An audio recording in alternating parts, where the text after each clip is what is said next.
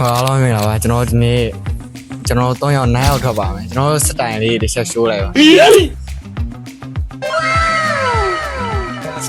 ဒေါ်လာစတိုင်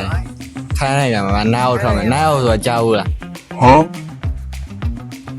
ကြားဘူးလားမေးတယ်ကြားဘူး9ယောက်ဆိုတော့ကြားဘူးလား ကြားဘူးလားကျွန်တော်တော့မကြားဘူးအောင်ခုမှစလုံးပါပါဒေါ်လာ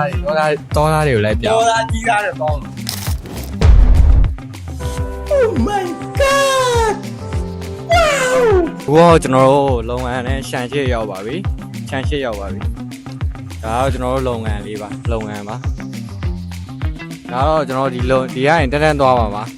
Hello Okay ပါသွားပါတော့မယ်ပတ်စံမရှိတော့ကိုင်းချောင်းရှောင်းနေရပါတယ်ကိုင်းချောင်းရှောင်း Let's go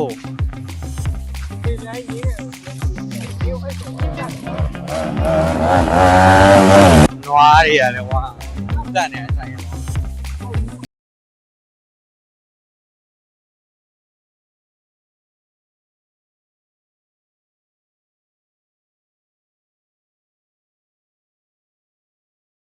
ပါတော့ပြီးရောက်ဝဲလာပါပြီ